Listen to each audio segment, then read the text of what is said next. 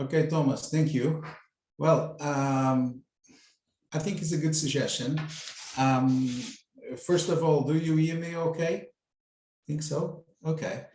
Well, let me just introduce our dear keynote speaker and our dear moderator. And as soon as I do it, and I'll be short, I will pass it on over to our moderator. Let me introduce you first, our dear keynote speaker. Jaime Rodrigo de la Rusia is a professor of maritime law at the Technical University of Catalonia in Barcelona. Is double doctorate in law and nautical science, and is the coordinator of the law section and maritime law at the Faculty of Nautical Science in Barcelona. Is also president of maritime law section of the Barcelona Bar Association, a member of the Royal European Academy of Doctors and the Royal Academy of the Sea. Last but not least, is also a lawyer listed in the best international repertories like Chambers, Best Lawyers, Legal 500, etc., and an author of numerous articles, chapters, and book publications. Very first personal note, thank you so much, Jaime, for having accepted our challenge. It's an honor to have you with us. Your CV speaks, well, very loudly.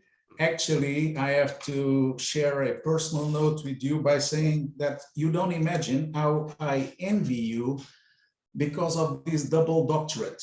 You combine perhaps my most important passions in life, the sea and the law.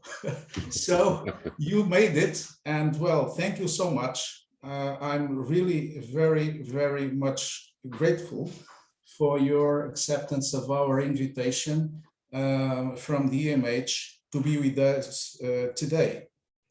Now, our dear moderator, I could even bypass her introduction because I guess almost among ourselves know Elvira Mata very well. Anyway, Elvira has a background in ancient history and archaeology by the Universidad Autónoma de Barcelona. She worked as technician at the Archaeological Museum of Barcelona in early 70s and 80s. She's an archaeologist specialized in Greco-Roman city of Empúries and directed several archaeological exploitations or digs in Iberian sites. In the 80s, she worked as a technician at the museums of the province of Barcelona, before becoming curator of the Maritime Museum of Barcelona. She continued then with the Barcelona Maritime Museum, first as technical director, 91 to 2018, and then as general manager of the Drassanes Reals, sorry for my very bad Catalan, my dear friends, and for the Barcelona Maritime Museum Consortium, 2018 to 2021. It's very important mentioning that Elvira Mata was herself the project leader of the recovery and the preservation of Santa Eulalia schooner.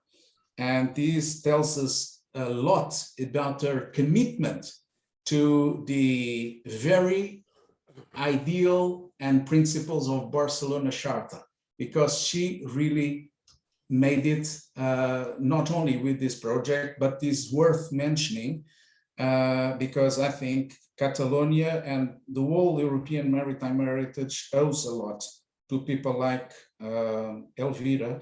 And this very project is just one example of such commitment and public service to the community.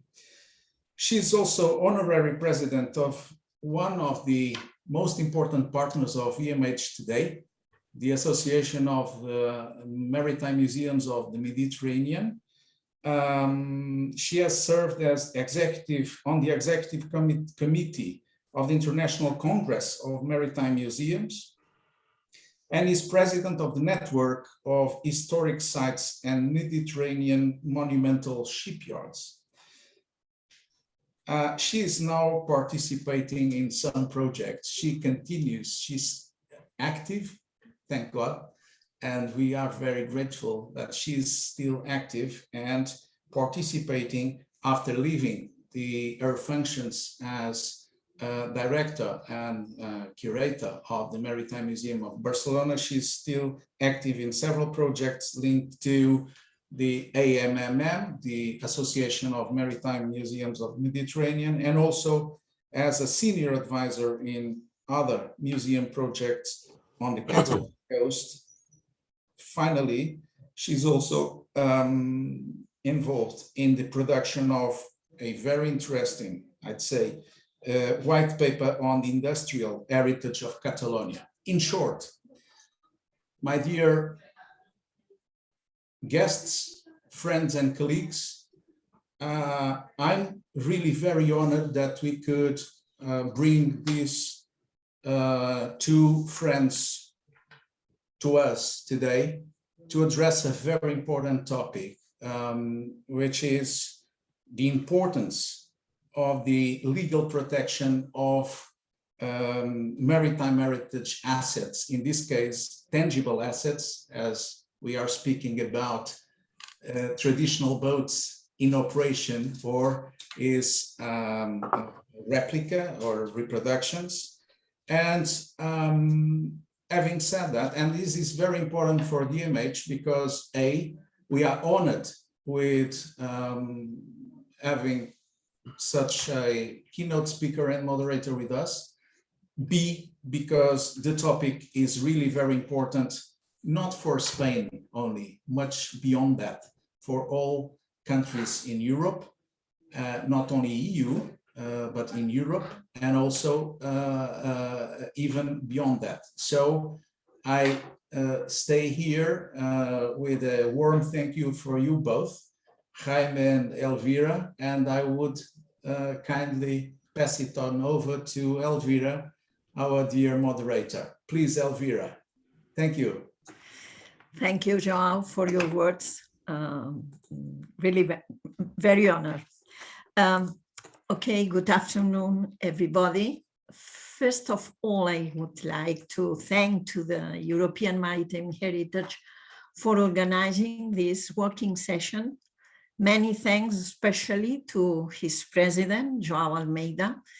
I met João Almeida for the first time, I think last October in Barcelona, in the last Mediterranean Maritime Museums Forum, the forum of the association.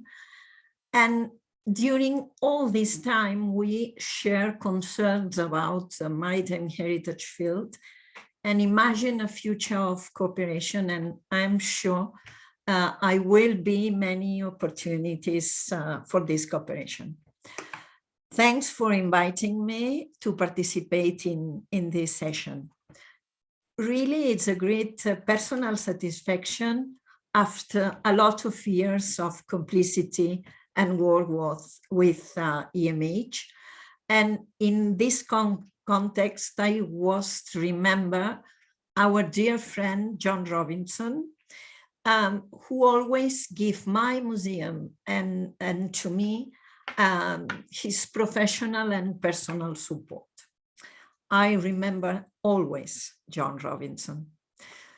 I'll make just a short introduction in order to contextualize the role of the Barcelona Maritime Museum, because also with Jaime, we are convinced that the museums can play an important role in this issue of to arrive a legal mechanism to protect the historical ships.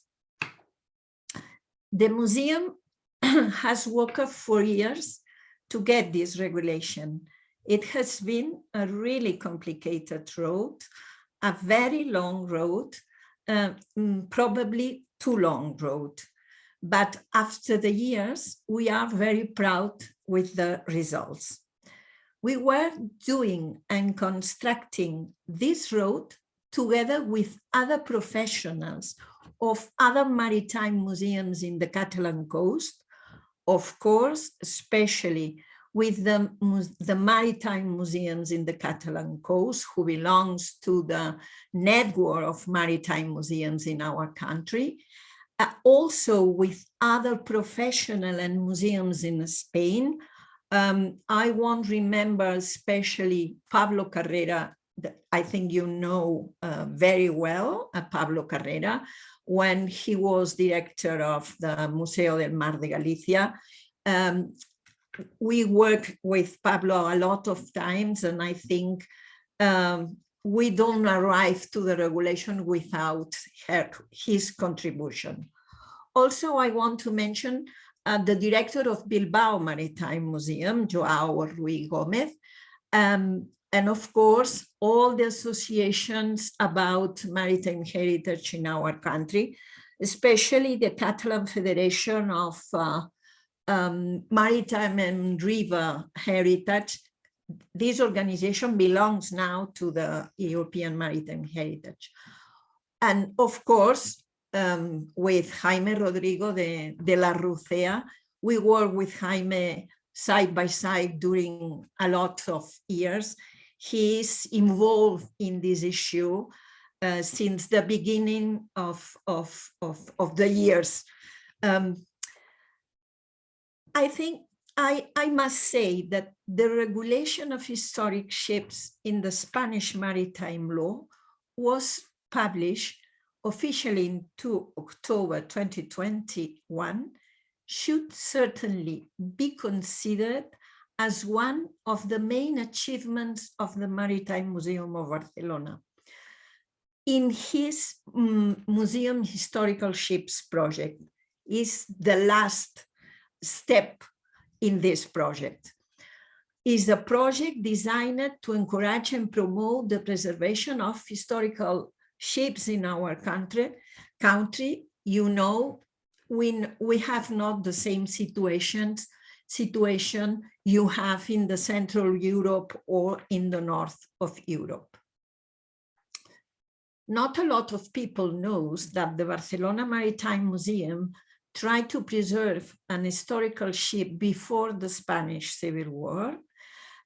It was a sailing ship, named San Mus, but finally the project didn't go ahead. After that, during years, as you probably know, the museum managed a Santa Maria, anchored in the waters of the Barcelona harbor. Really, it wasn't a ship. In fact, it was considered legally as an artifact. But the important date is in 1996, when the museum convinced the county council to buy the whole of the schooner Santa Eulalia.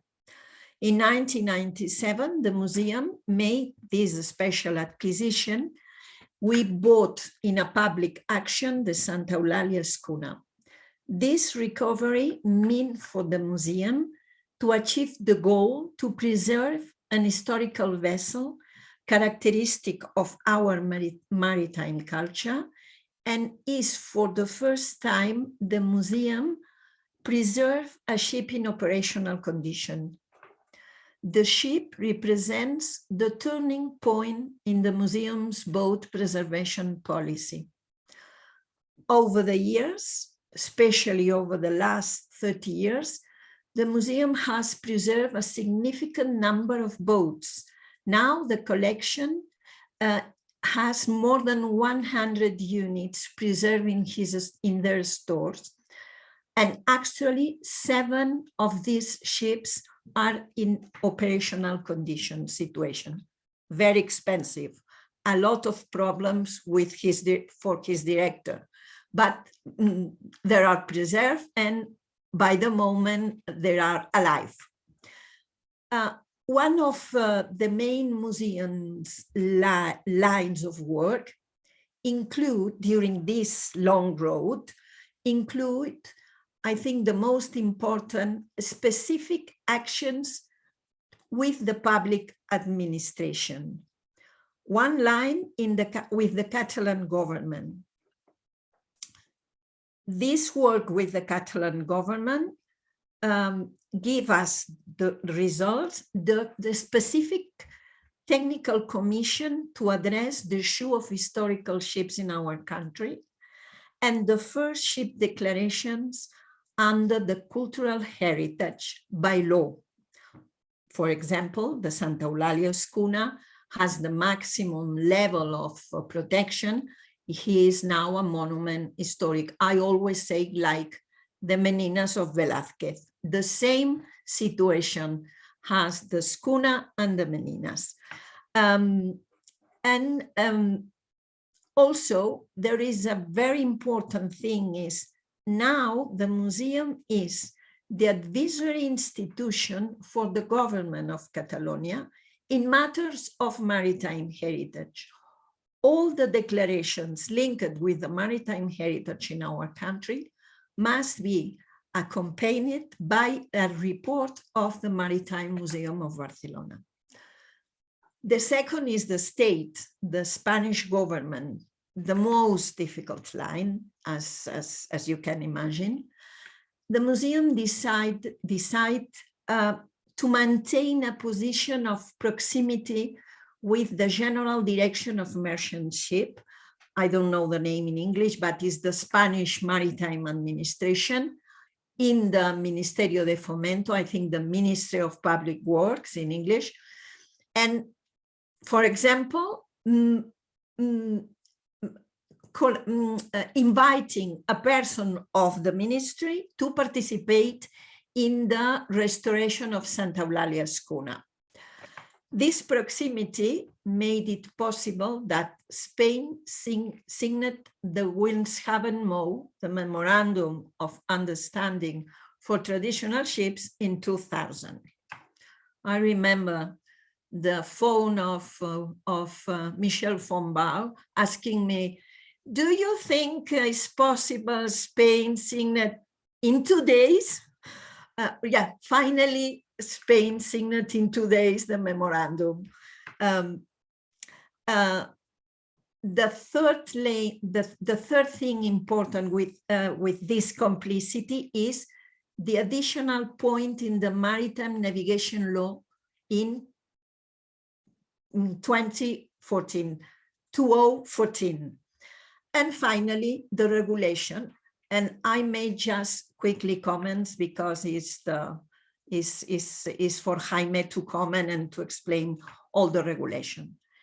Before a preparation of a draft regulation, the administration must organize a public consultation to demand the opinion of the most representative subjects potentially most affected by the future standards. In this way, citizens, organizations, associations can send their comments. After the announcement of the public consultation, the Barcelona Maritime Museum organized a working group to send a technical document, a concrete document to Madrid. And of course, Jaime Rodrigo de la Rucea was part of this group of working. And we sent in March 2018 a concrete proposal to Madrid, to the central state. In this moment, we knew that the hardest work was done. The administration was convinced that it had to resolve the issue of historical ships. It's just a matter of time. The administration commissioned a man named Jose Miguel Manaute for a regulation proposal. Mr. Manaute is a naval engineer responsible for a maritime region in Spain, who managed a maritime festival, and he had a lot of problems with historical ships. And he decided to resolve that, working with a regulation to help himself. They asked him a proposal, the administration asked Manaute a proposal based on the information received through the public consultation. His intervention, we are really convinced that was key to reach this, the regulation approved last year. Jose Miguel Manaute contacted the museum because Jaime, I think I explained later, but the central administration recognized that the document who sent the museum is a very good document and is the key to go ahead with the regulation of historical ships. We worked with Manaute and with Jaime during almost 2 years. And finally, as you know, the last October, the regulation was published officially. We think the regulation is a good tool. Now it needs to be implemented. The road is not finished, we know that, but we think we are convinced that are a very good tool. I want to thanks to Jaime, to their complicity and professional help during all of these years. And of course, Jose Miguel Manaute, as I told you, without him, the project would not be a real project. Now I think it's time I explain just the atmosphere of the time of these years to arrive to the regulation, the role of our museum, and I think now is Jaime who must explain the important things. Thank you, Jaime.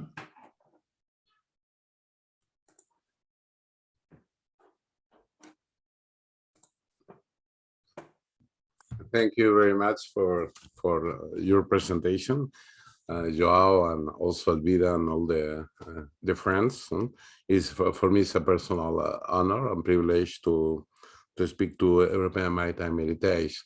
My first contact with European Maritime Heritage is the translation of the Barcelona Charter to Spanish. The Spanish or English, no? Is the first contact, no? And I am very happy with the achievement of the European Maritime Heritage, and also I am very happy with the Spanish regulation, because it's a hard and long path, and now is finished. In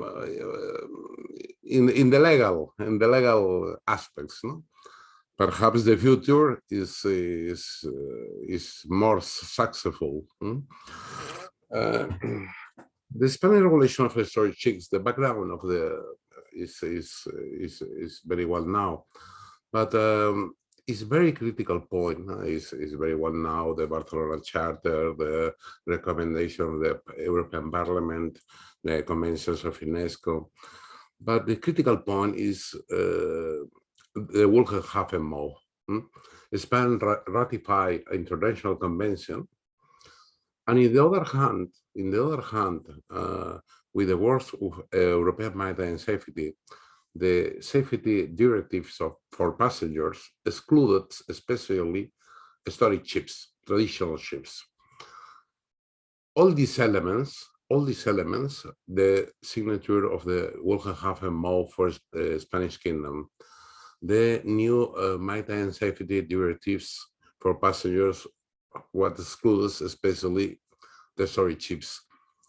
The administrations, the maritime museums, the associations. Spain, in the other hand, is the is a country with not have a specific regulation of storage ships. All these elements focused in the new Spanish Navigation Act. In this context, the new law 14/2040 of maritime navigation, named Spanish Navigation Act, empowered the government to carry out a regulatory development aimed at providing for a specific register of storage ships, and also a simplified certification and survey regime. What are the conceptual principles of this regulation?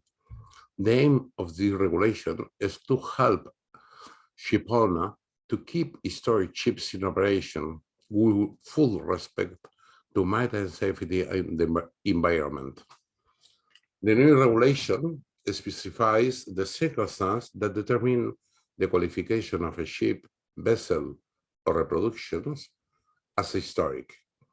These circumstances include inclusion in the general inventory of movable property of the Spanish historic heritage, or its declaration of cultural interest. Other ships or boats whose value leads in various factors, such as the type of construction, the technology of the craft technique used, must also be considered. Also considered is the relationship with significant maritime activities in Spain, whether they belonged to relevant authority or were involved in an event historic importance.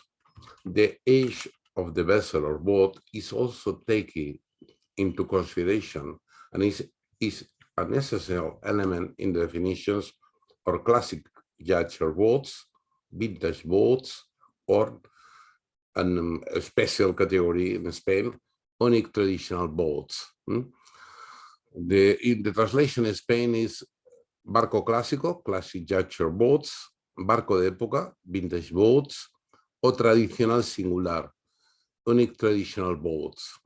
These definitions, these legal definitions, are included in the Article 4 of the new regulation. The other key element of the regulation is the register. The register of historic ships and vessels and reproduction is the central instrument for identifying the ships and monitoring compliance with their requirements. The definitions: classic yachts or boats, vintage boats, or unique traditional boats. A classic boat is understood to be a boat propelled by sail or motor, intended for recreational boating and built in wood or metal materials prior to 1975. Classic boats are also considered to be a later replicas based on plans and materials in accordance with the pre-1975 period. Those boats with series production are excluded. Second, a vintage boat is defined as a boat built in wood or metal and launched before 31 December 1949. This is in line with the International Sailing Association. And the new category is a unique traditional boat in Spanish tradicional singular, embarcación tradicional singular, is understood to be one that has a special cultural significance in the seafaring history of Spain, built before 1975. The cultural significance shall derive from the fact that the boat is a manifestation of traditional seafaring skills and construction techniques. What is the procedure of registration? The register of historic ships, the Spanish register of historic ships and boats and their reproductions will be public and will be constituted and computerized database accessible through the website of the Ministry of Transport, Mobility, and Urbanism. Now is the actual name of the Ministry of Transport. The ship owner applied for registration with an explanatory report of his consideration as a historic vessel.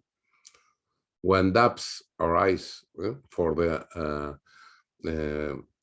minister, and especially for the Directorate General of Merchant Navy, who is the administration competent, when doubts arise to the historical nature of a ship or vessel, a trial period will be opened. To this end, the opinion of a specialist from any of the Spanish naval and maritime museums, among others, may be requested. Safety, a critical point. The maritime safety conditions shall be determined on a ship-by-ship basis. It's an individual consideration, each ship, and set out in a certificate of compliance, very similar to the International Safety Management Code for the merchant navies. It's an individualization to the specific profile of safety for each ship. The certificate of compliance shall be in accordance with the requirements, technical requirements of the Wolfenhafen. The requirements for historical ships and crafts shall be established considering the characteristics of each ship or craft, the purpose of the service to be provided, and the intended navigations. Where necessary, additional operational measures and a specific restriction on the navigation shall be determined in accordance with the management system, very similar to the International Safety Management. Spain, in attention to a reciprocity principle, is also obligated to survey and recognize the certificates of foreign historic ships, special European ships, country signatories of the Wolfenhafen in accordance with the procedures and requirements of the Wolfenhafen. What are the main advantages of the register? This new Spanish register for traditional ship or historic boats. The first is the volunteering. The activities carried out on historic ships and boats will be considered as cultural volunteering, and will not fall under Maritime Labour Convention 2006. Second, tax benefits. Historic ships and boats will have the rates on port and merchant navy taxes, especially harbor fees. Most important, full extension, free of charge to the monument historics, the most important ships, and also a general benefits established by law for the Spanish heritage. Third advantage, service audits and inspections. Public inspections and audits carried out by the Maritime Administration on historical ships and craft shall be free of charge, not fees. 4, fishing vessels. The entry in the register of historical shipping vessels shall imply automatic the registration for the census of operational fishing fleet, and shall have the same effects and benefits as a scrapping. In this case, it's not necessary to scrap the fishing vessel, the same legal effects. What are the disadvantages? Especially the most important, the main important is the limitation on sales. Transmissions and rights related to the ownership of historic ships and boats included, especially the high categories, monuments, historics, must have in the general inventory of movable property of Spanish historical heritage, must respect the limitations established in the respect in the Spanish law, 1985. Other aspects, very important or very values. The role of the maritime museums are contained in the Article 13. The Spanish Maritime Administration, Directorate General of the Merchant Navy, Ministry of Transport, shall promote collaboration with the Spanish Naval and Maritime Museums for the following purposes: First, determination of the criteria used for entry into register of historic ships and vessels and the reproductions in accordance with international standards. Second, the carry out of the consultations on the historical character of a ship or vessel. And third, the dissemination and conservation of Spanish naval historic and heritage. Obviously, this article, in my personal opinion, in my personal consideration, this new regulation gives a valuous role and functions to museums and helps the institutionalism of a maritime heritage. In my opinion, is a very, very important progress, this new regulation, but I think it's a point of departure, not a point for arrival. In this this moment, is the first year to application to the new regulation.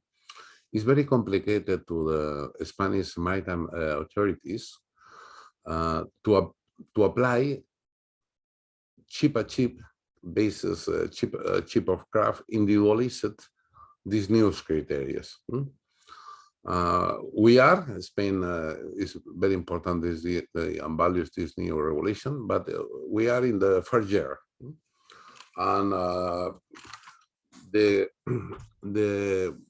creation of the elaboration of criteria, technical criteria, are very important. And also, in accordance with Article 13, the collaboration with the museums. No? Thank you for your attention. This is I think the most important key of the new regulations. I prefer to offer a general overview, a panoramic overview with the most important elements. You read, I think in the website of European Maritime Heritage is the new regulation in an official translation, excuse me, an official translation. But each person is important. The words of the European Maritime Heritage and the spirit, the aims are included in this new Spanish regulation. It's a good checking, a good proof, the importance of the European Maritime Heritage. I underlined the importance of Spain for the Spanish Kingdom ratify the Wilhelmshaven Mole. It's a critical point. And others, Barcelona Charter, all these elements are included. The sensibility and the feeling are included in this Spanish new regulation. Thank you for your attention. I want just to comment three things.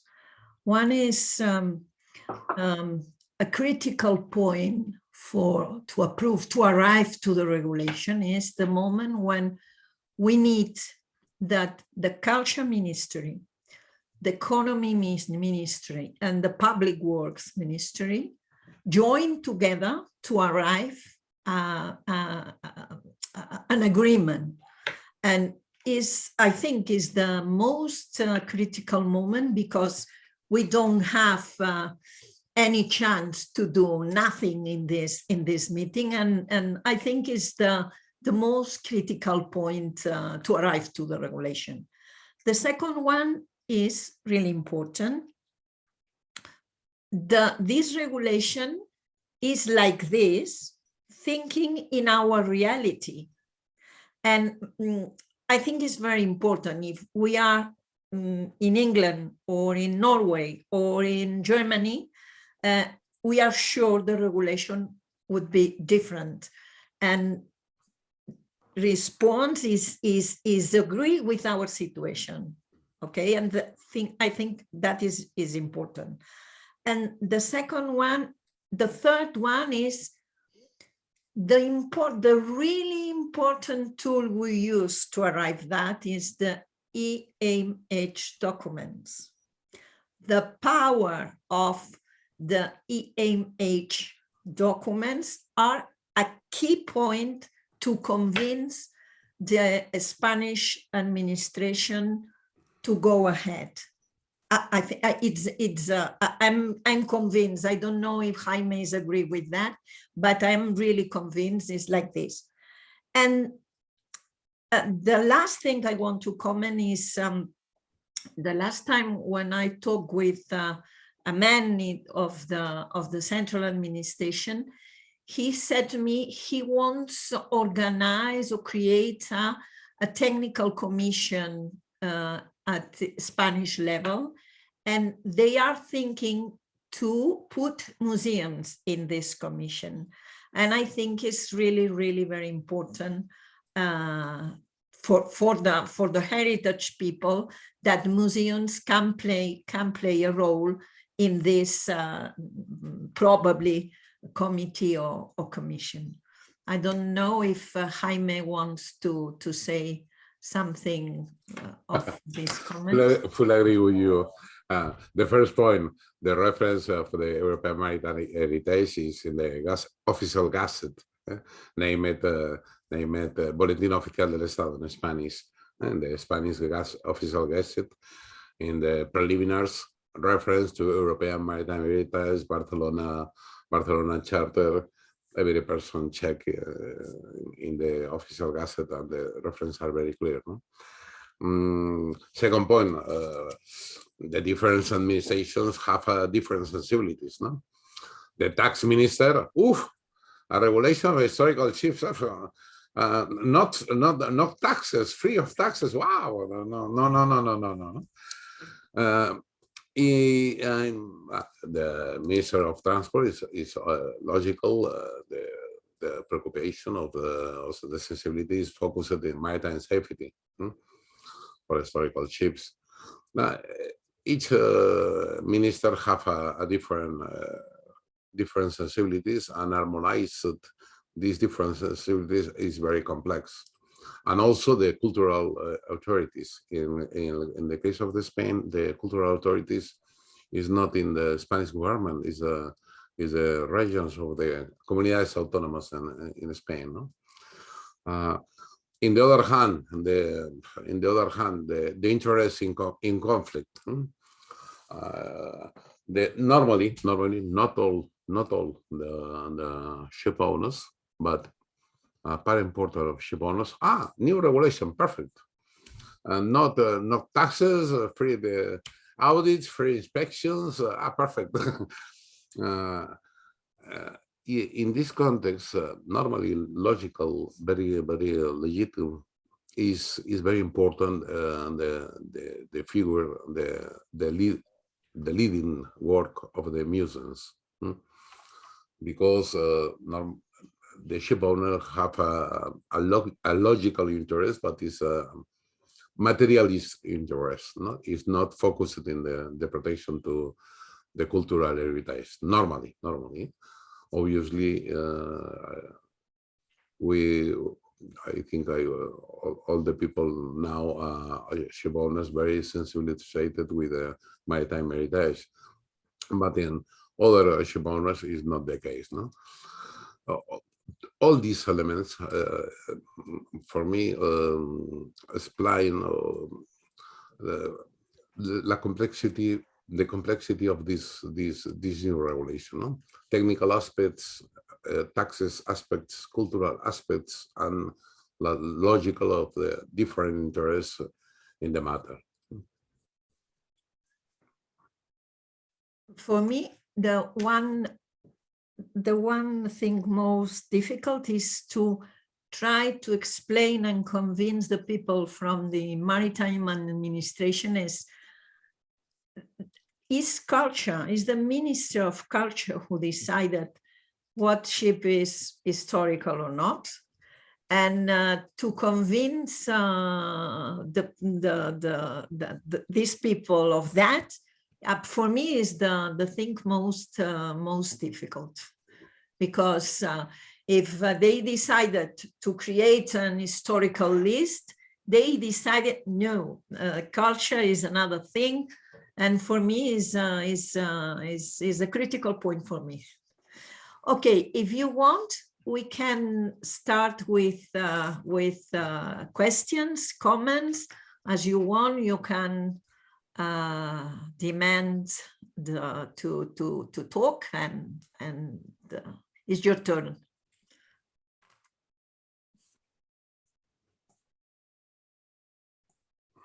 I think Joel raised his hand. Joel? Okay. Hello. Okay.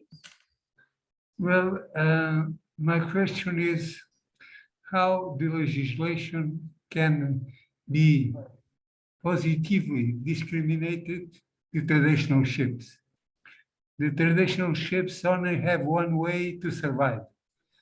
Is to get some job, because the government has no money to give to the traditional ships. The traditional ships have to earn the money to survive. And what the government can do is to facilitate, to discriminate positively in order for we can, with the equipment of 1943, survive in the market. In my view, this is the key question to help the maritime heritage. Don't forget about the money coming from the government or whatever. What we have to do is really to auto-sustainability of the maritime heritage. ¿Respondes tú, Jaime? Mejor responde tú y luego contesto yo. I think there are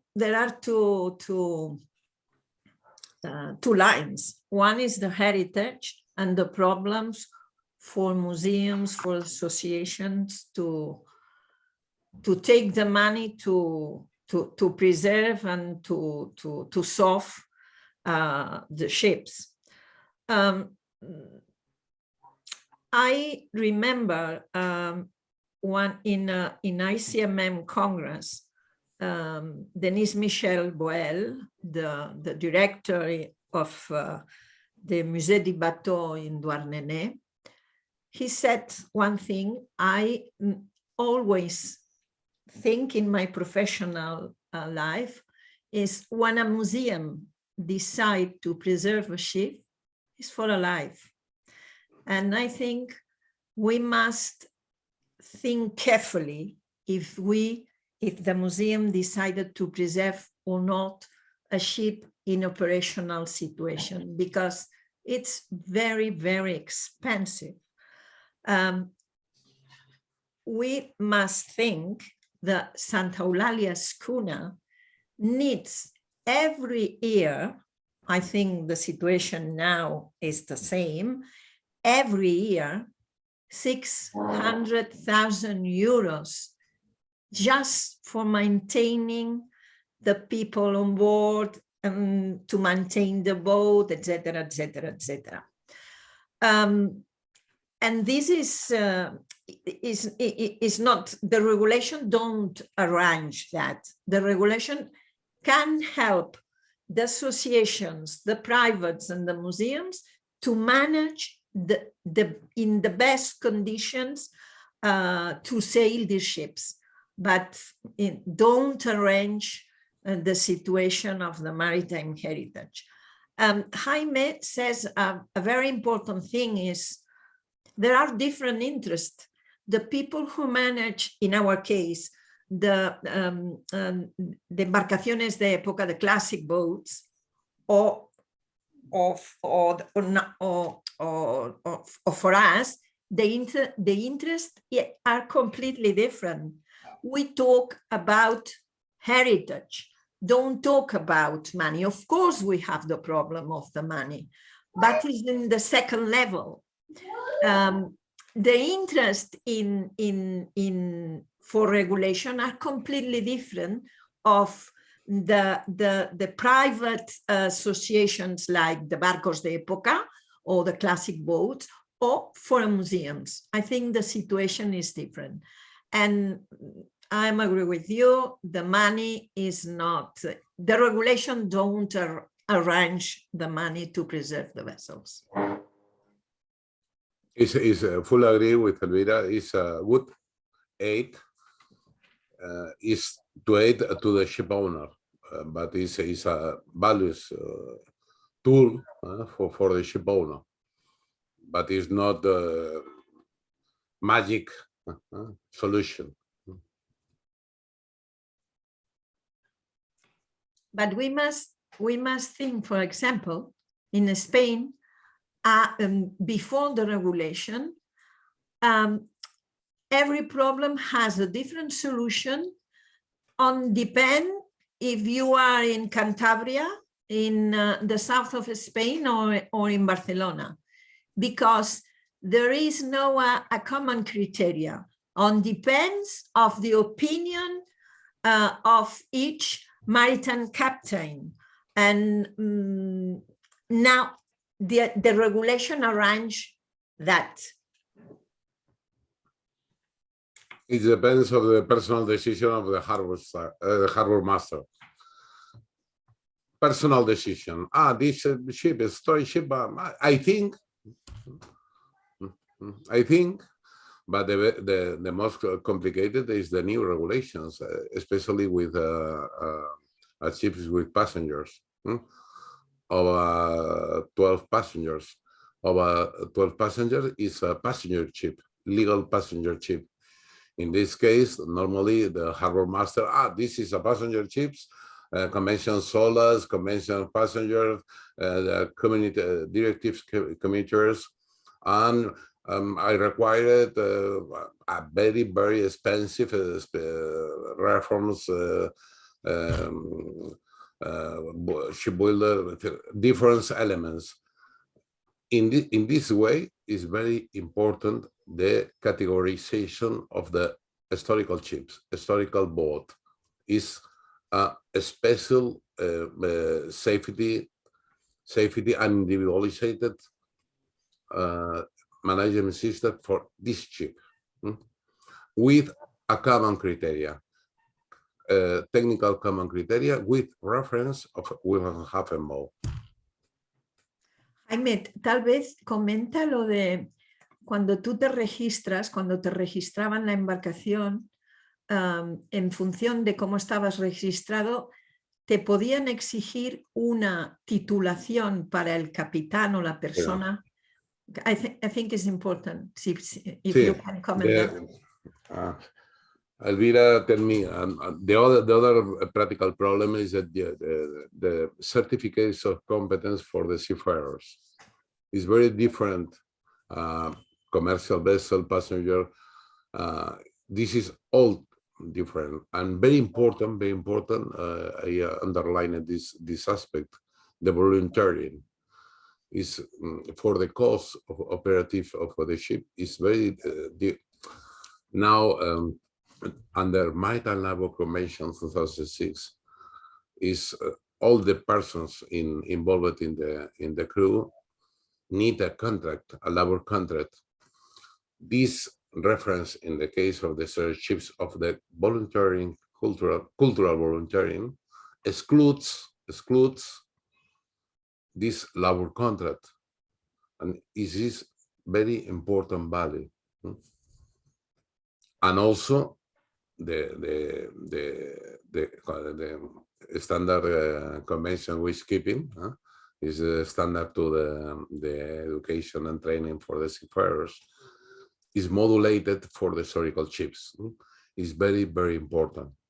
Before this new regulation in Spain, the legality is IMO conventions, convention and standard wastekeeping, Maritime Labor Convention, safety of life at sea, passenger ships regulations. It's a crazy situation because these ships are very special ships.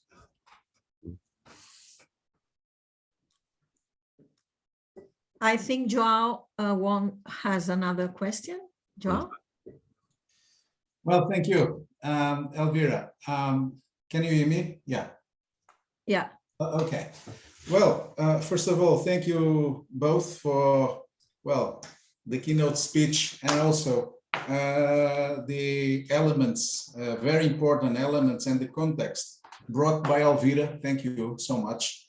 Actually, well, I have one general comment and 2 or 3 very concrete questions. My very first comment is that I found this royal decree absolutely brilliant.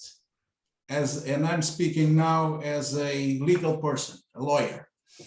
Actually, as Jaime explained this, you found a way to set up a short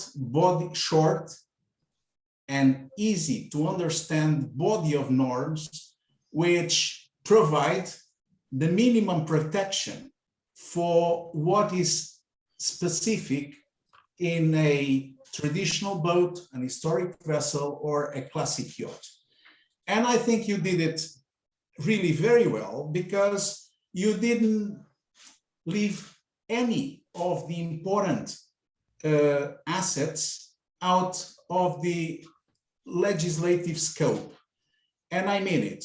You didn't do it only to address traditional boats, not even only to address historic vessels, or understand these historic vessels as monuments or monument-like, but you even included the classic yachts. And so my congratulations. I mean, this is really, really a certain kind of model for me. And basically, you touched upon the most important issues. You made the legal definitions clear on a concise way. If you go through the law, you will see the royal decree, you will see that the definitions are there. Second, you established a number of rules, specific rules, applicable in these fields. Jaime and Elvira talked this through. It's very important to recap problems with with labor contracts. The volunteering work came as a very, very smart solution, I have to say. And not only a smart solution because you found a way, a sort of a tricky way to elude the administration. No, because as a matter of fact, an important part of the maritime heritage afloat survives on volunteers, on volunteering work being done on a very pro bono basis. Okay, secondly, you also took care about surveys and inspections, rights of navigation, tax benefits and other benefits applied to these boats. So congratulations. I really see here a very important model that we could eventually adapt to other countries. Starting by my own country, by the way, Portugal. And I suspect you did a very interesting work, as you said, both, by doing a coalition between museums, technical experts from the navigation side, let's say, from the maritime world, lawyers, decision makers, etc. So it's in all respects a sort of a benchmark. I would urge other colleagues and friends across Europe to look at carefully. Then, having said that, and again, my congratulations, I was extremely pleased, we were all extremely pleased at the European Maritime Heritage to see the Barcelona Charter and the MOU being mentioned in the preamble of the Spanish Royal Decree. And I have to say, as a lawyer, that this speaks for itself. It speaks for itself. We are not talking about a little decree or a little ordinance of a local government somewhere, with all due respect for local governments. We are speaking about a country, a EU member, which is, by the way, very, very representative in terms of maritime heritage, as you all know. So I was really, really delighted to see this. And as I said to Elvira and our friends in Barcelona last year, I paid also my tribute to my predecessors, all my predecessors at European Maritime Heritage who did it. We have at least two with us, or three: Thomas, Mies, Tedo, others. You made it. And that's why we could find in the preamble of this new Spanish law the mention to the Barcelona Charter and the MOU. Thank you so much. It's also a responsibility for us as the, well, not the owners, but the curators of the Barcelona Charter to bring it forward so that we can inspire other legislators across Europe to do similar decrees or pieces of legislation. Having said that, just three questions very, very shortly. As you know, devil is in the details, and my first question to Jaime is, if we look at Article 23, we'll see a very interesting provision that says that historic ships and boats and their unique reproductions will have exemptions in port and merchant marine taxes, and the tax benefits, and now it comes the important part, established by law.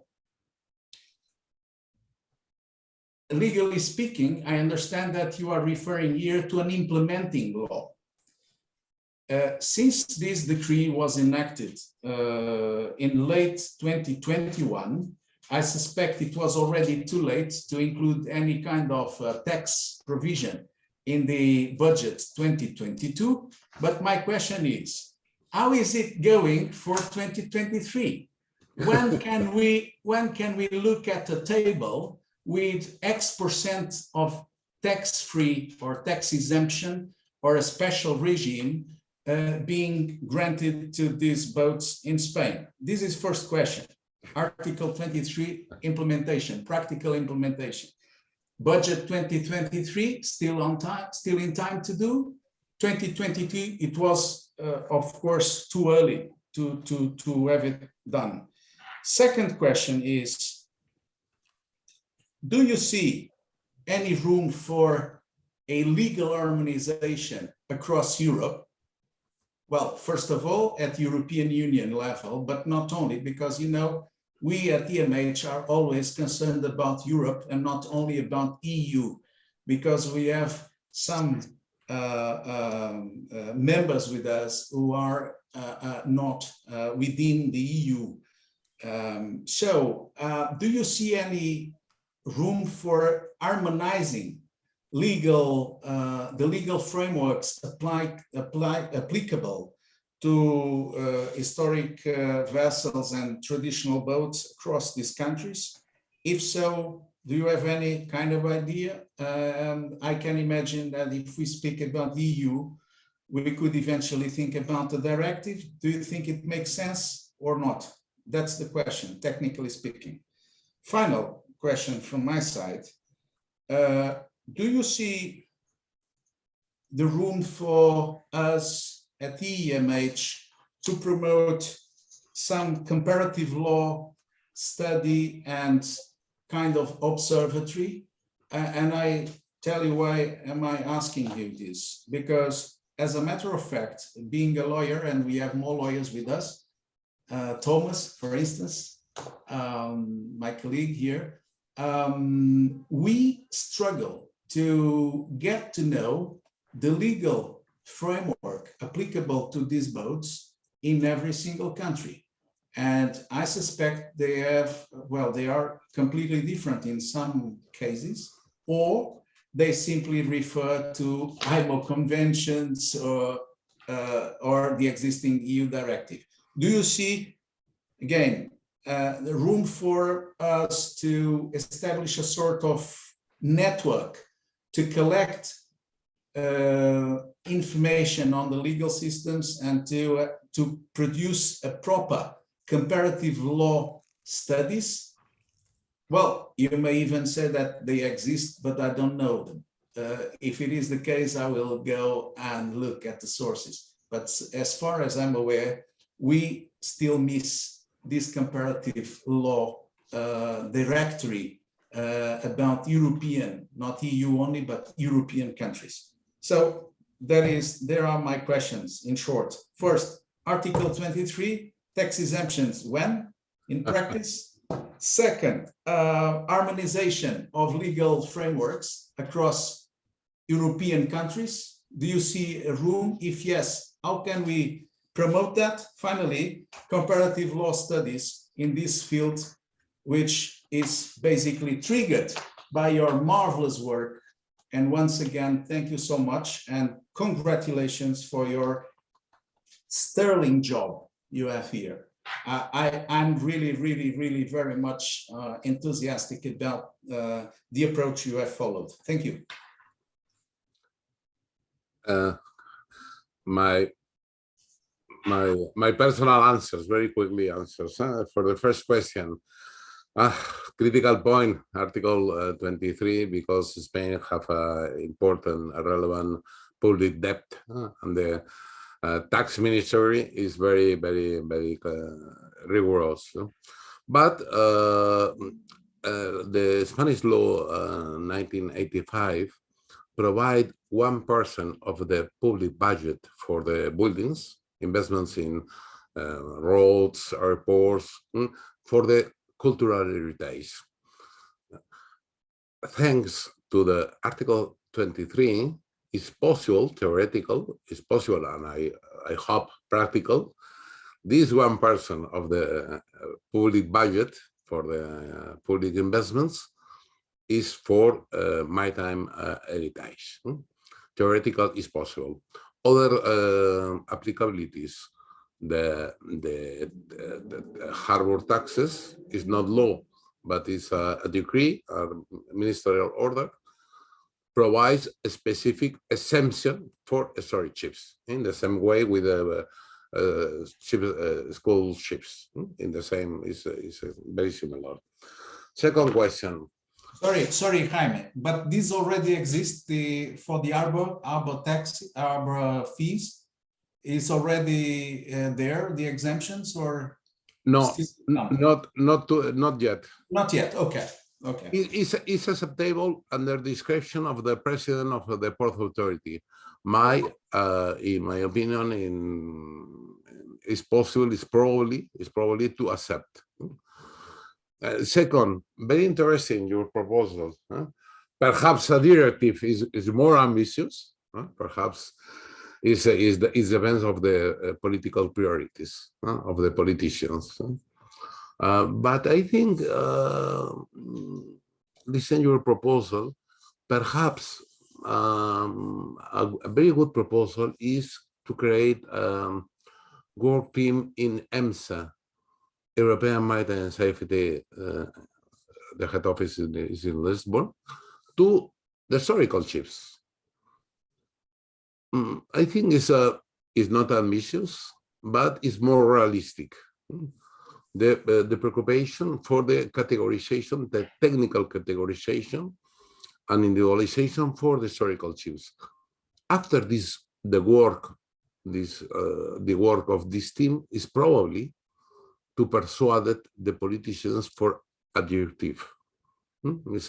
Obviously, it's a personal opinion. And the third, European Maritime Heritage is a very good idea. It's compulsory for the president, for Joao.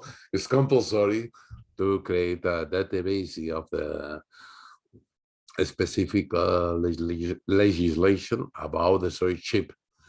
And I think it's a public duty. In this database, all juries or authorities, European authorities, or everybody checking the legal reference, and I think it's very important, not only for the people interested in the maritime heritage, also for the public administrations.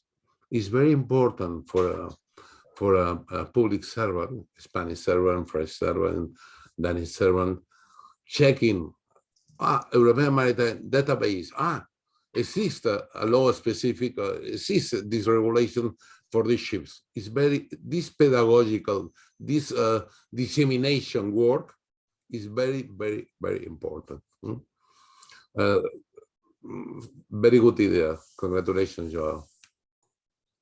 Joao, we can push. I think we can push, because why not? I remember the first Congress of EMH in my museum. We meet for the first time museums, professionals, and privates.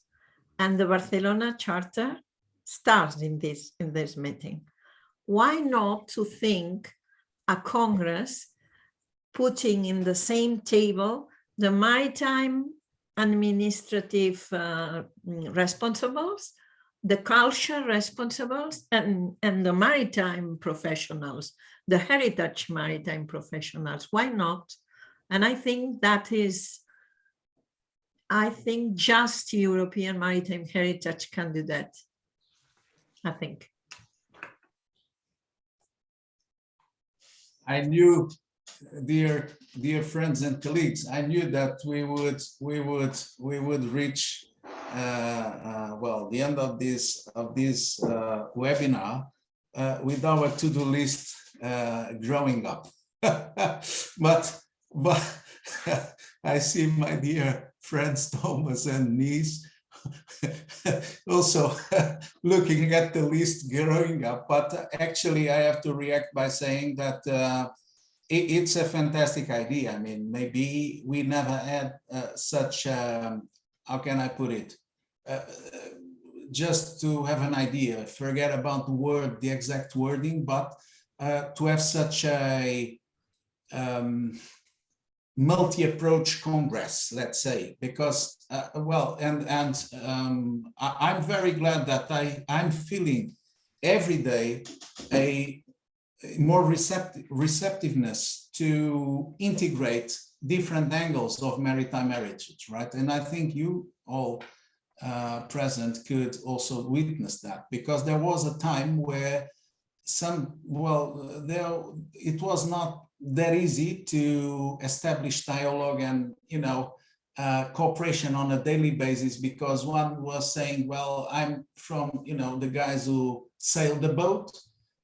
The other guy is the one who studied the boat, academia or museum, or, so it's really time to unite and to, and this is, of course, very important. So thank you for the suggestions. Well, I see that we could still do, and we will certainly do more. But yeah, this was my comment, and thank you for the replies to my questions. They were also very informative, and we will for sure look into developments, because I understand that, well, some of you, well, I think it was mainly Elvira who mentioned the politicians and the decision makers, right? And of course, and Jaime also, and we understand that sometimes, well, it took you how long, by the way? I didn't get this figure, which is important. How many years it took you to get to this royal decree, more or less? You remember? 7 years. 13. 7 years. I think 7 years, 10 years. Elvira, no tienes puesto el micro. I remember more than 20 or 25 years working for that. I remember, Jaime, your first presentation is in 2009, I think. But Elvira, the formal process, 7 years. Sí, 7 years. In- I remember a meeting organized between EMH and my museum in Gijón, inside the European Maritime Day in 2010, and we are alone. Nobody goes, just 3 people from the Or EMH. that and 3 workshop, people. I mean. Do you remember, Jaime? Nobody there is there. But yes, the formal work is 7 years. I have one question. How many boats do you think will apply? Do you also already have an idea how many ships will apply to join this register?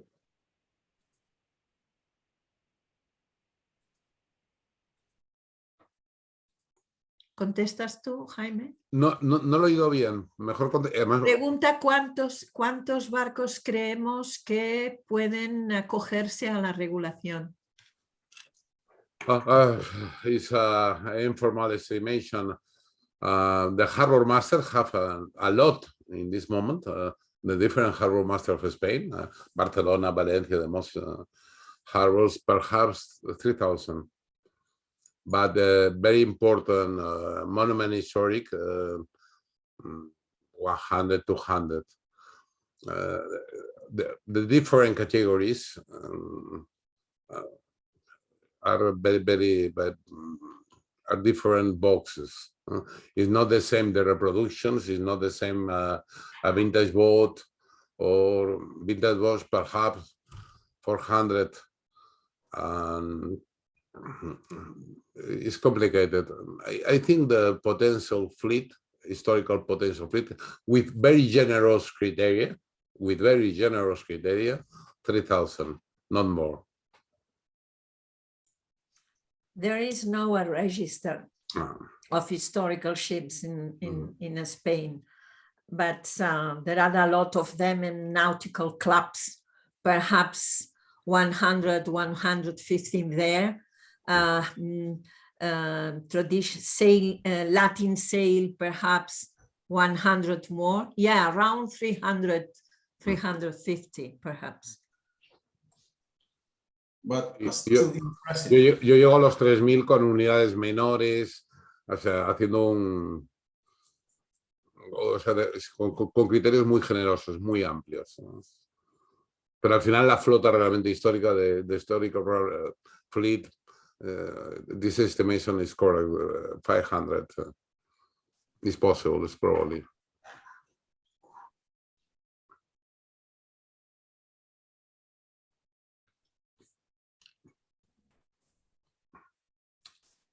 João, may I present the question and a comment? João? Elvira. Oh, Elvira. Yeah, okay. First, thank you very much, Elvira and Jaime, for your presentations. It's enlightening, especially in terms of understanding the process and the concerns that you faced and the timings that are needed. Sometimes you have a long time and sometimes you have a couple of days to make a decision. João, thank you very much for having the possibility for all of us to start thinking about, start maturing and reflecting about this need to change things around, and having legislators in our countries, in our autonomous regions. I am Azorian, by the way. I come from the Azores. I'm half American, half Portuguese, but Azorian by birth. And I think that we have a chance here to have this starting point, to have this benchmark, to mature, present recommendations as European maritime heritage first. Secondly, adapt to each of our countries. This adaptation process is crucial to not just to succeed, but to have inclusion. It's very important, very interesting. This document is the result of a process of inclusion, which is beautiful. And thirdly, if I could, as somehow as a newcomer, the Americans call to the newcomers greenhorns. Well, I would like to bridge the past, the tradition with the future. going green, as much as we could include green measures into everything that we do. Thank you. Thank you for your words. Thanks. Thanks.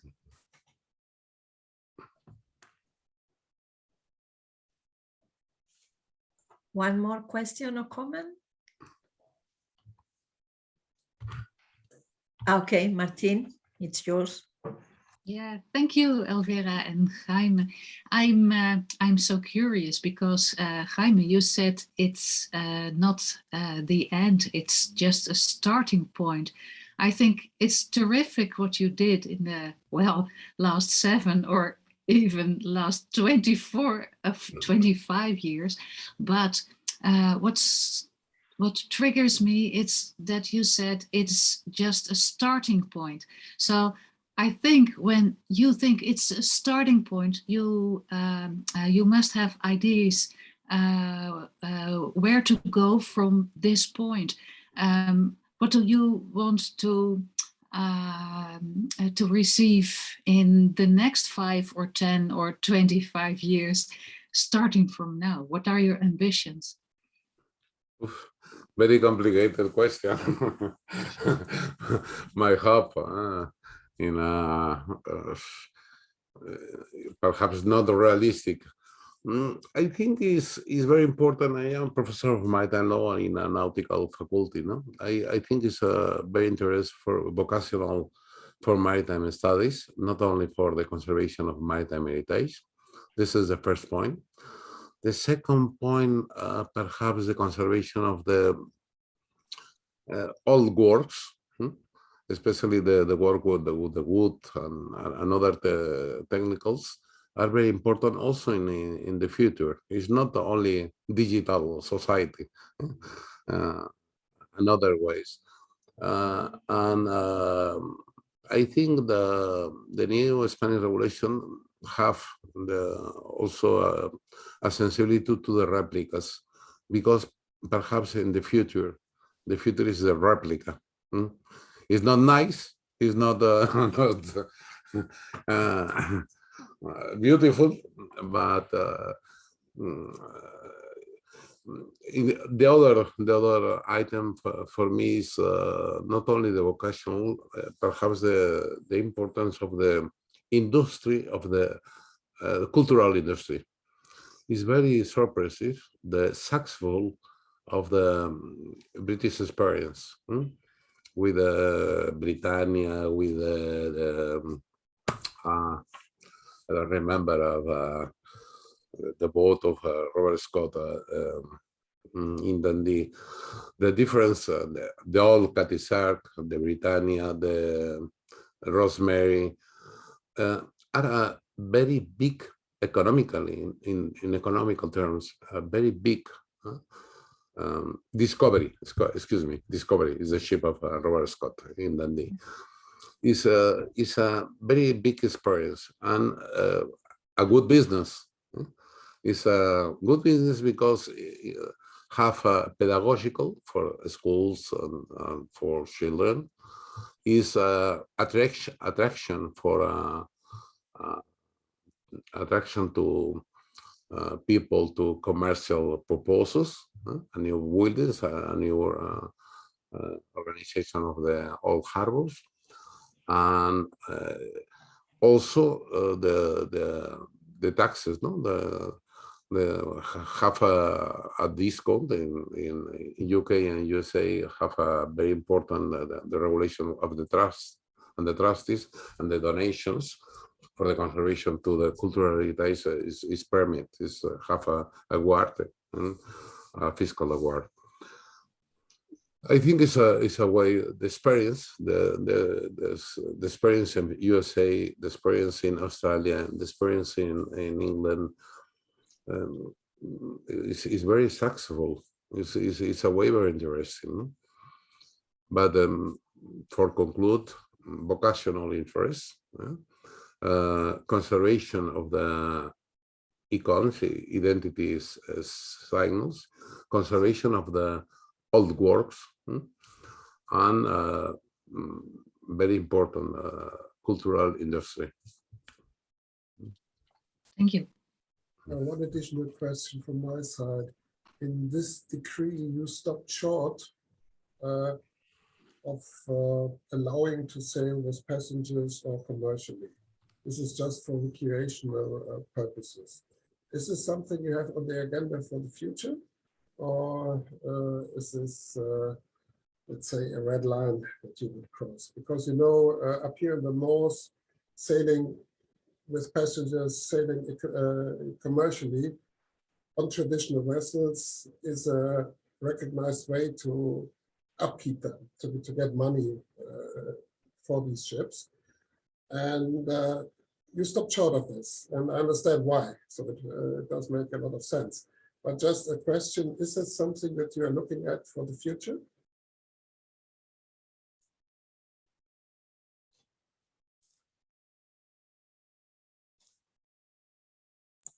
Jaime?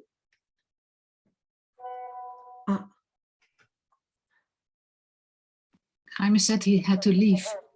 Okay, Jaime. I don't understand you. I don't hear very well your question, Thomas. Sorry. Yeah, well, I've read this regulation or this royal decree very interesting. I'm very interested in these matters, and it is a decree that is only regulating the recreational use of a ship.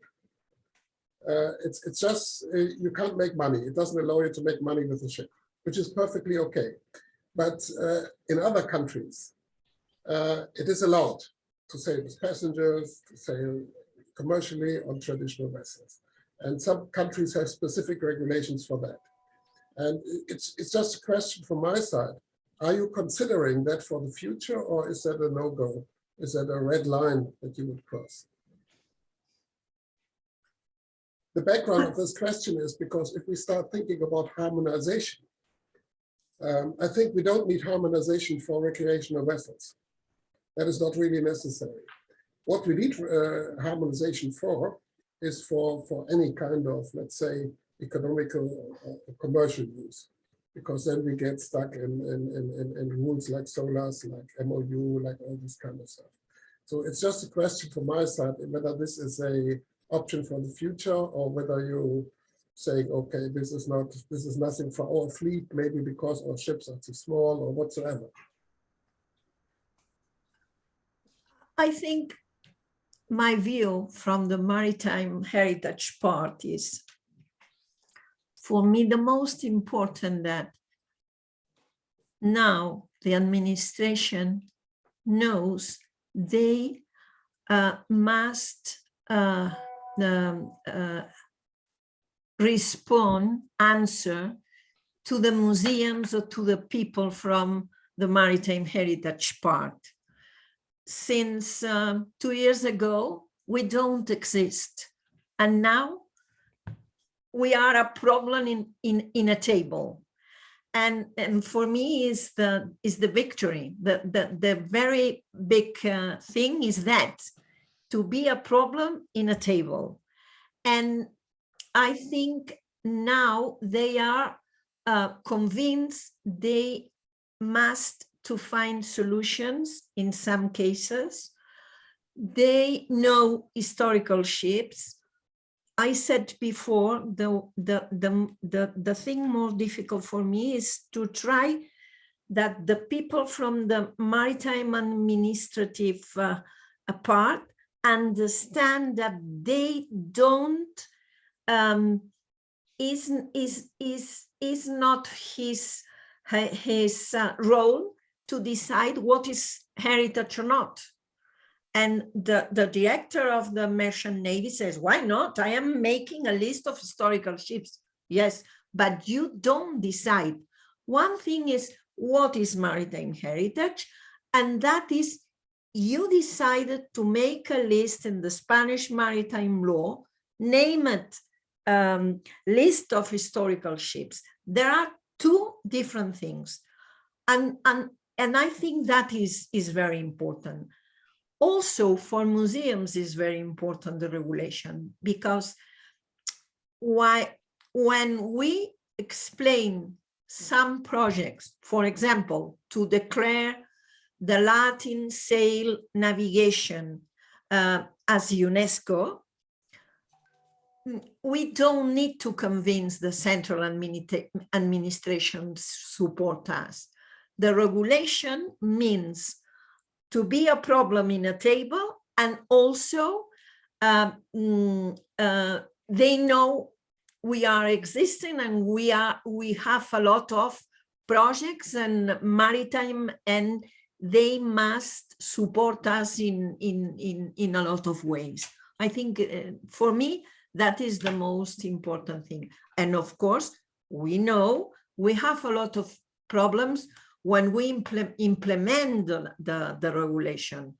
For example, the people from nautical schools and non-nautical schools, nautical clubs, their interest is just don't pay taxes, don't pay taxes, harbor, and so on and so on.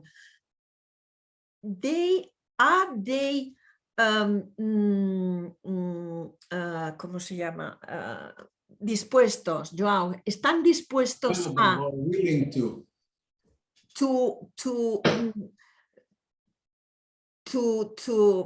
a ver, te lo digo en español porque no me sale en inglés ahora.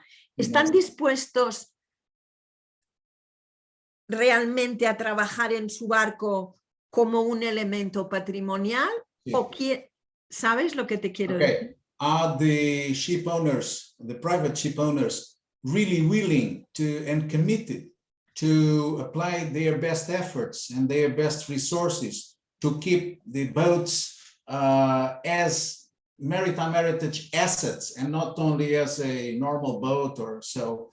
So are they in a way, available and willing to give back to the community the benefits they could get, from having his or their boats classified as traditional boats or as a maritime heritage asset? I don't know if I translated more or less. Yeah, is that? And in the implementation, perhaps some privates in Spain, I'm talking about Spain, knows that to take this free tax and so on, must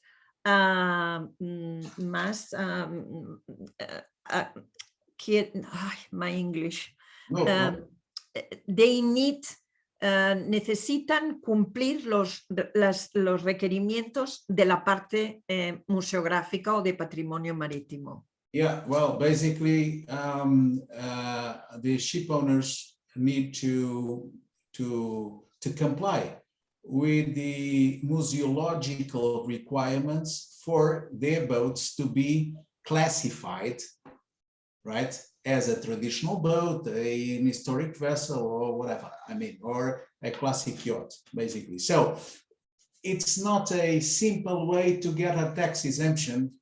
That's it. No, the tax exemption is, is foreseen as a compensation for the private effort to keep an important part of the maritime heritage alive. I think this is the spirit, right? Yeah. Okay. Well, I know, for example, now this naval engineer, Jose Miguel Manaute, has a list of private people who demands to make the special documentations to demand to be part of this list of historical ships. let me, if I may, Elvira, because we have another a colleague. Yeah, Victor Moreno. Yes, but just very shortly, because well, actually, Jaime had to leave, and I'm not, of course, the Spanish legal expert here, but I think the Thomas question was very, very interesting, because if I got it, and I'm sure I did, we normally talk about these issues among ourselves. This question was about to what extent is the economic exploitation of a traditional ship possible in Spain under this new law, because I understood that his point is that implicitly, at least in some countries, since you exploit a boat or a ship or a vessel economically by charging a fee to a passenger, you are immediately within the scope of IMO conventions, passenger ships, and not within the specific regime of traditional and historic vessels, right? If I got it, Thomas. Let me just I think it's possible, Joao. I think it's possible. After my own analysis of the Spanish text, Yeah, it's possible. where I started, there is nothing against the economic exploitation of such boats in Spain, which is very positive. And by the way, it's not by coincidence that the Barcelona Charter is being mentioned in the preamble, because as we all know, the Barcelona Charter sort of promotes several ways of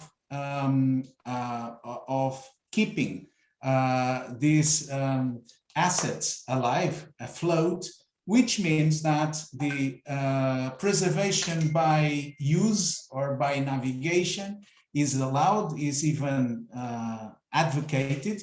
And I didn't find any provision in the Spanish law, in this law, prohibiting or making it more difficult. So, and they can go along with the tax exemptions, harbor exemptions, surveys, volunteering work on board, etc., etc.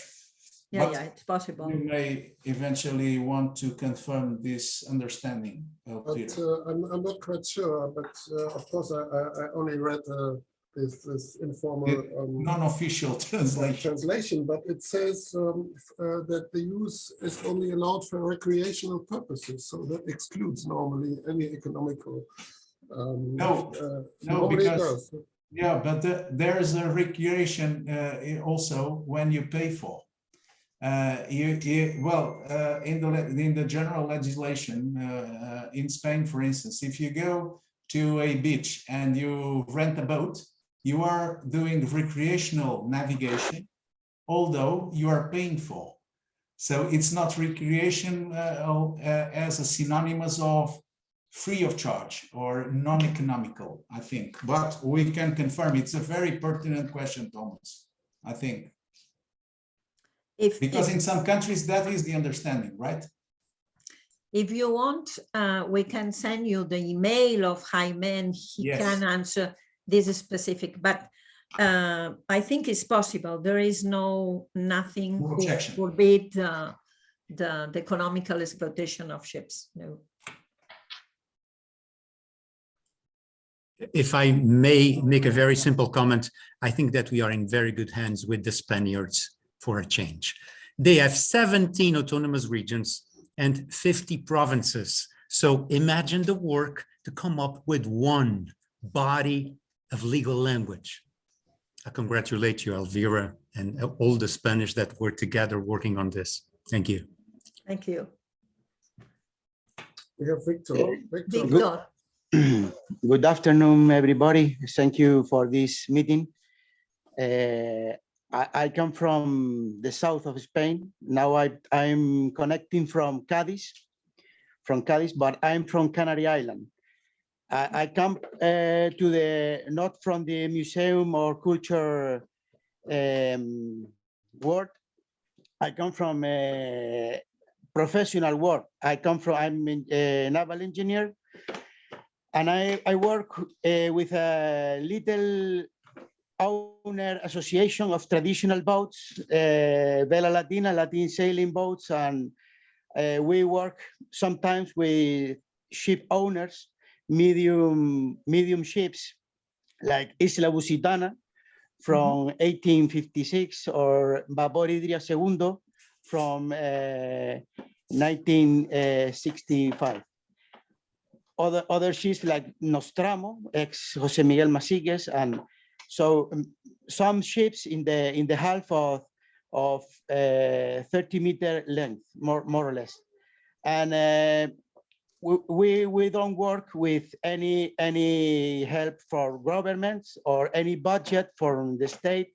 It's all in private hands, or ship owners, little members of little associations. And it's after 20 years or more that we have sailing without this law, many ship owners have adapted to the Spanish maritime government administration and survey. And in the professional way, these ships, many of them work, and they can maintenance economically because of the work they do with recreational or tourist passenger passenger ships.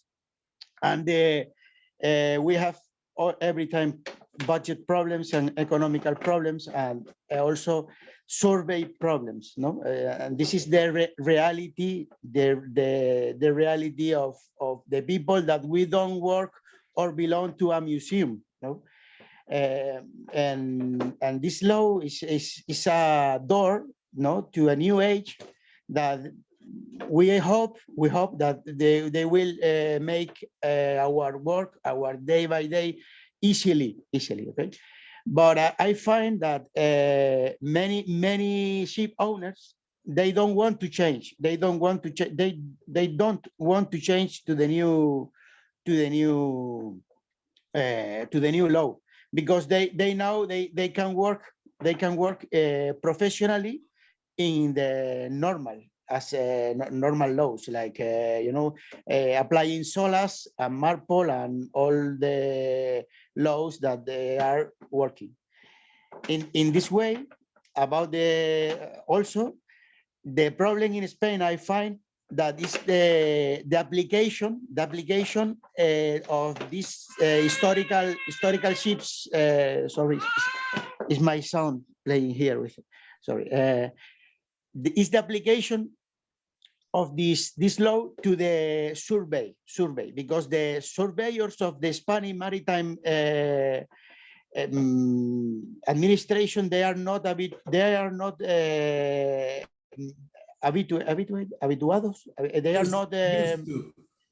to this new law. They don't have rules. They don't have technical tools. They don't know how many fire pumps they have to install in the ship. They don't know how many bilge pumps they have to put. So there is no rules about this. So this is a gap, a big gap that we have to fill in the next years to make a rule. Because I have talked with Manaute. Manaute said that we have to treat one ship by ship. No, we have to make one project, one safety project for each ship. But because it's easy to understand, because it's not the same safety to a replica of Phoenician replica, to a galleon replica, to a steamship replica, or a Latin sail boat, or a pilot boat. It's not the same. But we should develop general standards for each category to show administration have to manage each safety case in each boat, in each ship. No, this I want to say that the one point, the owners, some owners, they don't want to change. They are comfortable with all rules, because after 20 years they don't want to change. They have found how to sail in actual conditions, so they don't want to change now. The second point is the survey. Spanish survey is the principal stone in the way to achieve implementation of rule historical vessel law. And I have to say a third point that in the south of Spain, also Canary Island, Cartagena, some parts in Andalusia, for more than 40 years, since 70s, they have been practiced in wooden boats, external composites recovering, okay? This is so typical in some cases in the south, okay? And this has been a practice that has damaged the professional of naval carpenter, Carpintero de Rivera, has damaged the profession because for more than half century, they have been recovering wooden boats with composites, okay?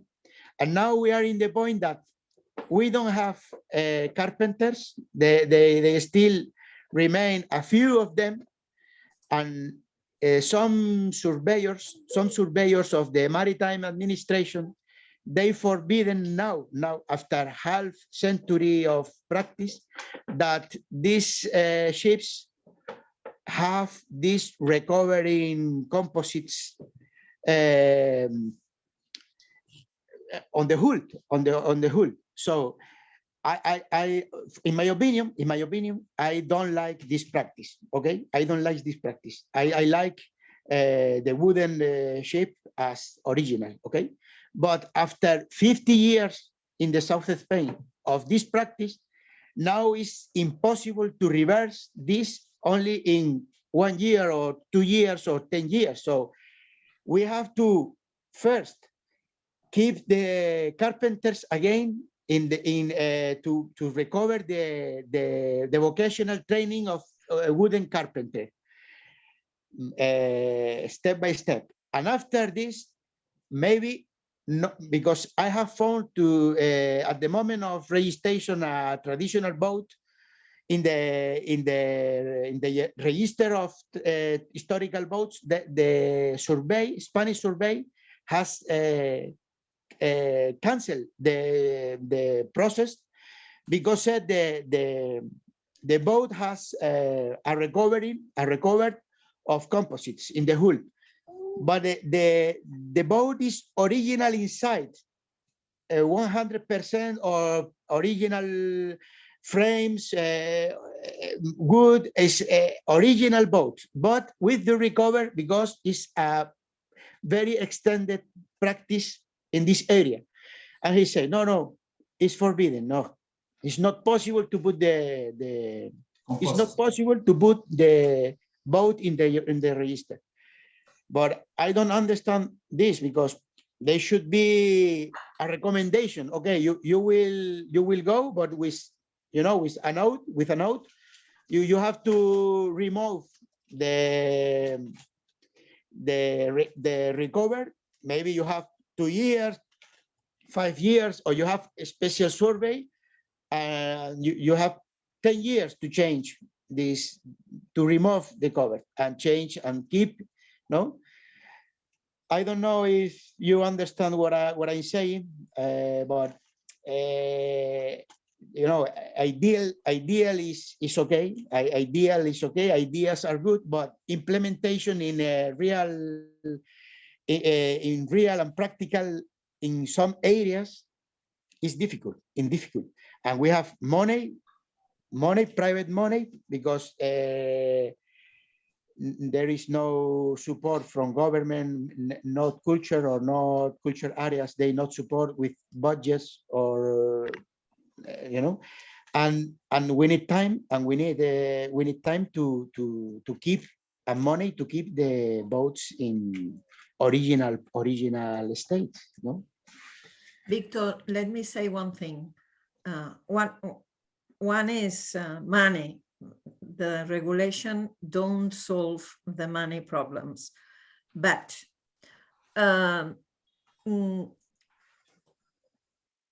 if you have a ship, an historical ship, your autonomous community, the cultural line, decide if your ship is historic or not.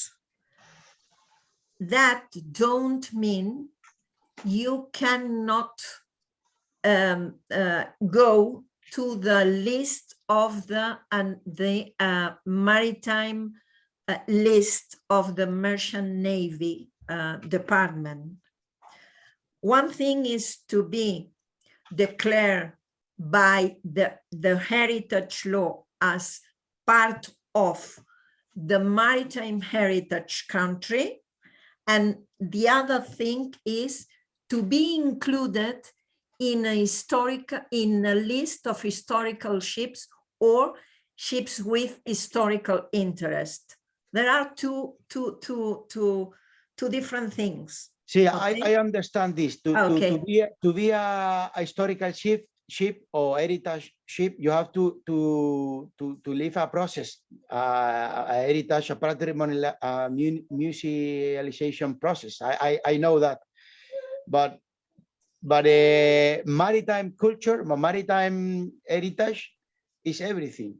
Is everything. Maritime heritage is traditional boats, and we are not in any list. We are just tradition, and we are all ships and traditional boats. I see there are two different things. I understand that. Okay. Well, I just want to thank you for your initiative and give your my congratulations that you succeeded with this decree. You know that the Barcelona Charter was signed by Anders Berg, our honorary member in EMH, and by the former president of the Danish organization, Arne Godtvedt. He was the chairman of the Cultural Council at that time. And what Thomas mentioned is really important, because that's what we have had in Denmark. For example, we have this list, and we have had a list with historic traditional boats, and it was very puristic for a long time, because if you weren't original, like mentioned by Victor, just you didn't get on the list. In the meantime, they've made a system with 4 different categories, where you have different states of original ship. For example, my ship has got a steering house. It's not the original any longer, but the hull is from like it has been before. And so I got into the category 4, and it has, of course, something to do with money as well, because in Denmark, for example, we have, and it's our member in EMH, Skibsbevaringsfonden, who give money for restoration as a loan. You happen to pay it back as a loan, but they have the right to decide whether you are allowed to sell your boat, for example, to a foreign country afterwards. So, and it's a problem, because those money they put in, they have in the boat forever. They don't want it back again. And the other thing is, if you get the classification as a historical boat, you have the opportunity to get a tax exemption for VAT. This is 25% in Denmark of all things paid to the shipyards, but only if your ship is an association ship, because we have discussed the problem of private owners of ships. They can't get money because it's against European law. So that's the main reason why the private ship owners, they want to have exemption to earn their own money by chartering their ships. And that's the main problem we have at the moment, because of security reasons, and because, you know, all those people sitting in the government and the state, they don't want to make any faults. And so they say, okay, it's forbidden. And that means that it's hard to get a solution for an old traditional ship for safety reasons to really get an income. We can do it, for example, in Denmark by the way to say, okay, please give us a donation and you are a member of the crew. But then, for example, in Germany, they say, okay, up to 12 people on board are accepted as crew and not more. And you can't live with a boat like that or earn enough money to have this boat properly restored. So that was the reason, I guess, why Thomas asked if there's any idea to go on trying to get some exemptions also to earn money by the boats themselves and your Spanish way to do it. But from my side, congratulations. I think it's proper, and I was very happy when I learned that you've succeeded. Thank you.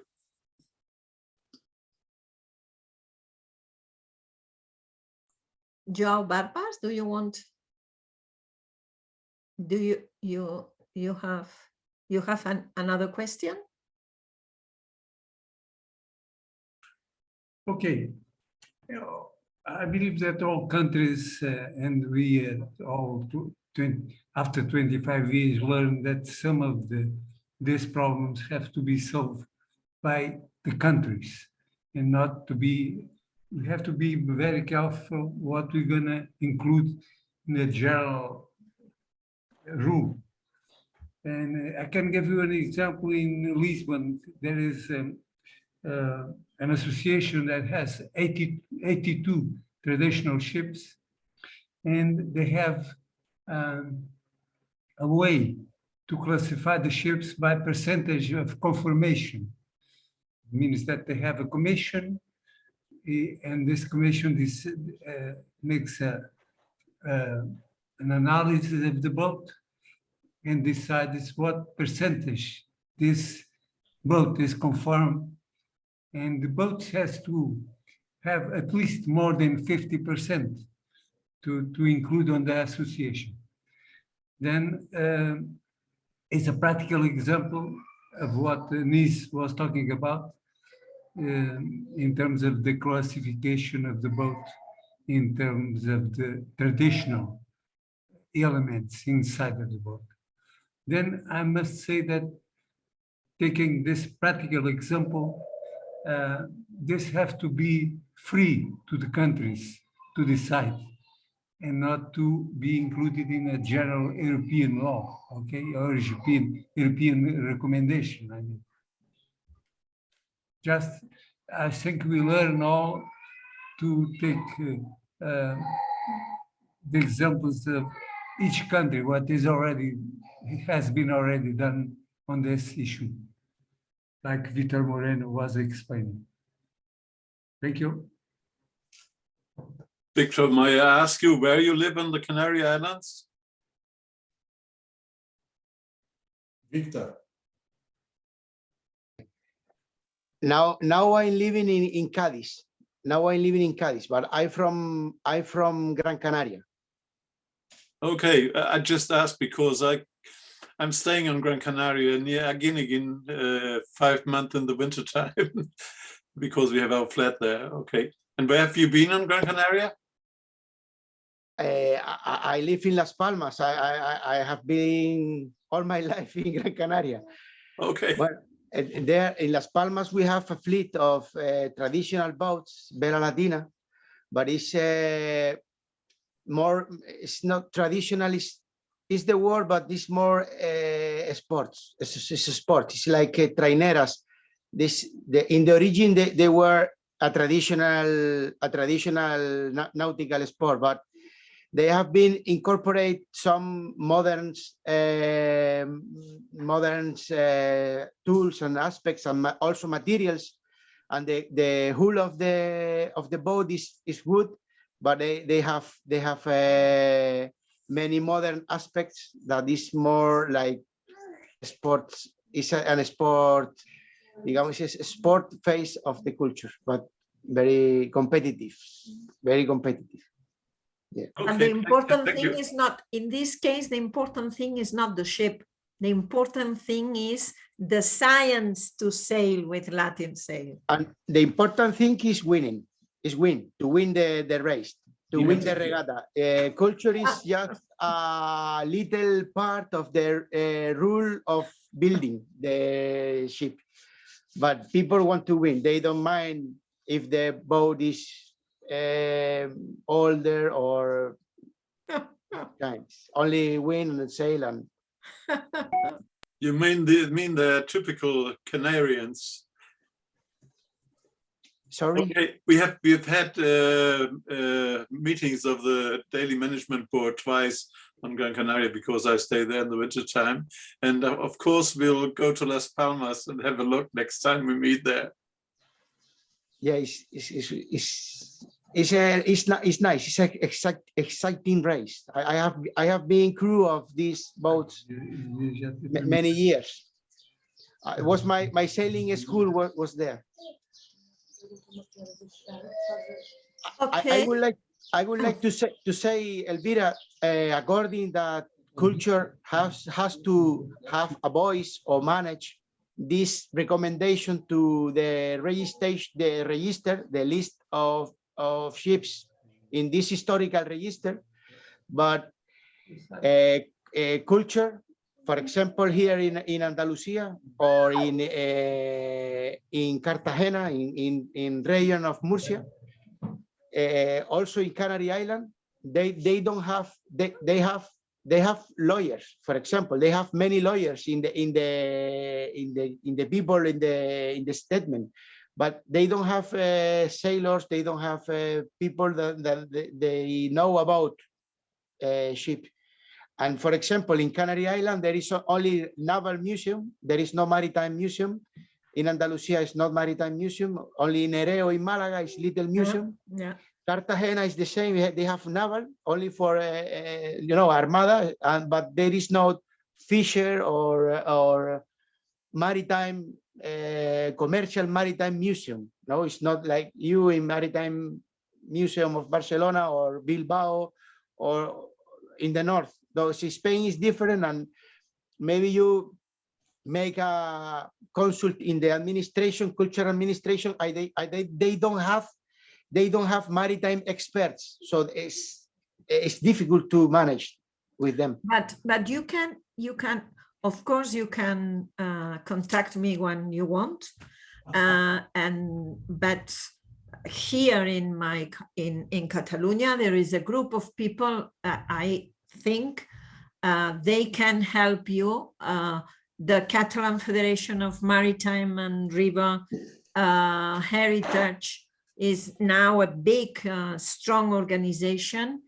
There is the Nological Museum in Valencia. There is a group of also with Latin Sail Group. And I think if we work together, we can help between us. Please contact us and we can help you we can help you with pleasure, with pleasure. Thank you very much. Thank you very much. I will contact you. I will contact you. Okay. Thank you, Elvira. Thank you. Okay, Joao Almeida. It's. We are already a bit late, but I do not resist to suggest a topic which could eventually be treated in a next opportunity, which I think is really important, is about harmonization. Maybe a little bit on a different note from João Barbas, for instance. I understand this point. I mean, he's saying that to be very pragmatic in the very short term, the way we have is to support our dear, national members, partners in every country to go along with their struggle to find positive discrimination rules or treatment. I agree with that. But as far as harmonization is concerned in general, at the EU level, for instance, I have to say that it is exactly one of the most important weaknesses of maritime heritage when once compared to other areas of the cultural heritage is that we lack some harmonization, because I always hear people and our colleagues and friends from different countries saying, yeah, don't come with this because you speak traditional boat. It has one meaning in legal terms in Germany, another in Portugal. In many countries, there is no legal concept of traditional boat, etc., etc. And it all starts everybody speaking their own language. It doesn't happen this way with other areas of cultural heritage where we have imported and adopted, for instance, a number of UNESCO conventions. UNESCO conventions are all about harmonization. So I think we need to build and to discuss and to establish a very broad dialogue with all stakeholders and to see if we do not really find a very common, starting to be not too big, too ambitious, perhaps, but a common body of norms which could eventually help us to make some pressure on the national administrations. And this lies very much with the need we have all together to do some more and more efficient lobbying, for instance, in Brussels and in MSA, as someone said, very, very smart suggestion. Well, Thomas, for instance, has been working also on our approach to IMO, to EMSA in Lisbon, etc. So, but this is all about harmonization, because so far we have not one single common EU instrument about maritime heritage, if I'm not wrong. At least defining the minimum, right? So we can all start discussing what the traditional boat is. I know we have only two sources: doctrine, cultural heritage doctrine, authors. There's a lot written, for sure, no problem. Academia and museums know about, but the national legislations, they differ. For instance, in Portugal, we struggle to find the legal concept of traditional boat. Or in some cases, there are very short, difficult to understand definitions. So I really think harmonization is an issue for us to discuss in the future together. But it's very difficult, if I may just jump in, because the approach we are using in Brussels is a different one. We are not trying to find a common definition for a traditional vessel, for example, because that is almost impossible. That is, the experience has shown.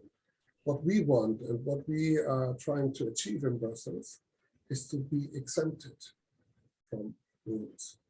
But we don't want to fall under, for example, we don't want to fall under rules for professional passenger vessels, even if we have a passenger vessel. Sounds contradictory, but it isn't.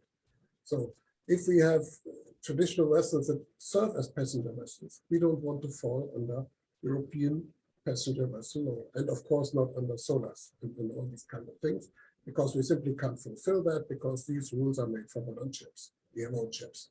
So we are working the other way around, and we are quite successfully. So for example, some years ago, we achieved a very wide exemption for sailing vessels, for traditional sailing vessels. So sailing vessels are no longer falling into the scope of the European law for passenger vessels. So that is a big achievement of EMH that we reached some 2 or 3 years ago. And we have to continue with that. For example, to get a wider exemption for, let's say, traditional vessels in a broader sense. That's the next step we have to work for, which is extremely important, because that would then allow the nation states to